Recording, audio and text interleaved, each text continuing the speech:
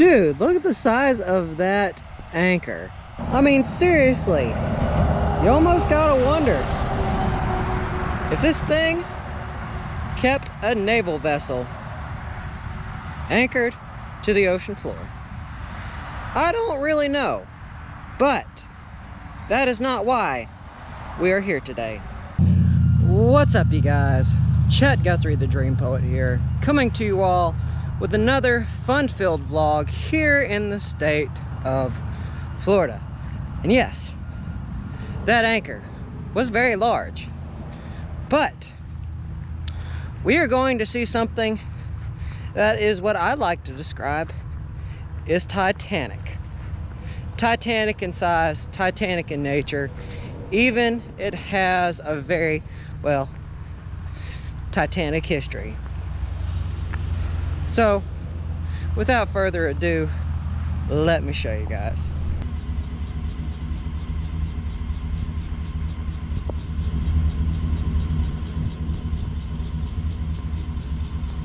And that, my friends, is this NASA external fuel tank. Yes, previously on my channel, about a year or two ago, I did come out here. Only when I came out here at the time, I was very false in my information about this external fuel tank and how it got here. Well, today, guys, I'm going to give you the actual story. So, let's do it.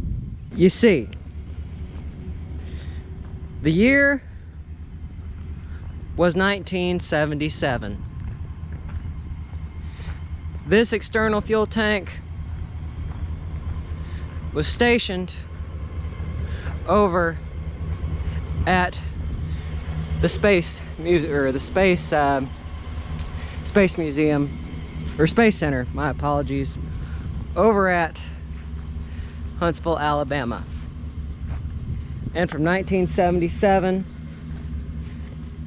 until 1980, this beautiful piece of space equipment was used for stress testing, infrastructure work.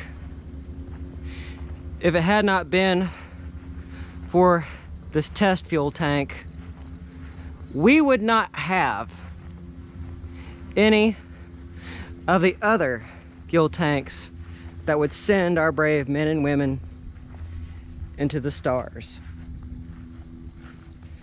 And y'all are probably wondering what happened and how it got here. Well, once it was no longer needed, it was brought down to the Stennis NASA Space Center in Mississippi. And in 1997, they moved it to the Kennedy Space Center, where it resided up until 2013. And it was in 2013 that is when NASA began to sell off some of its surplus. You see, the space program had ended in 2011. And, well, the intention for this external fuel tank, pardon me, was going to be shipped up to the Wings of Dreams Aviation Museum. And if you look online, you can find just how big this thing was going down the river. I mean, it is outstanding. Now, this thing stands, if I'm not mistaken, about 15 stories tall. And it weighs about, without the fuel, about 78,000 pounds. So yes, this thing is Titanic.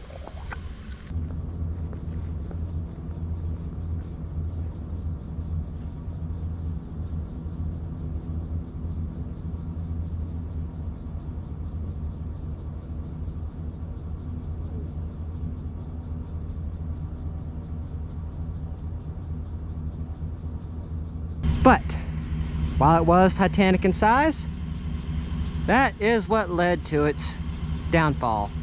You see, when this thing was brought here to Green Cove Springs,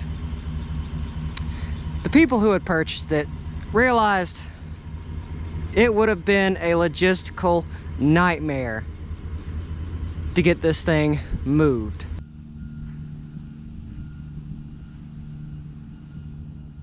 You see, if they had done that, they would have had to shut down 2 highways.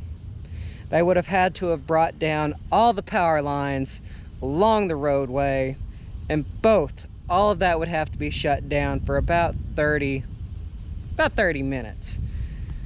That probably would have cost millions. The museum, if I'm not mistaken, I believe they made this purchase for this external fuel tank for about $3 million. So they were already in the hole. But it sits here to this day, a monument to show that men can go anywhere. We are not bound to the earth, but rather we are bound to our dreams. So you guys, I wanted to come out here one more time, and I wanted to share with you all the story of the NASA external fuel tank that sits here in Green Cove Springs. The one that I like to consider a forgotten piece of NASA history. So you guys, remember, don't forget to subscribe and hit the bell icon. Goes to show that you all care. Means you all want to see more of my content, which means a lot. So you guys, this is going to be another vlog. Love you all very much. Anchor down.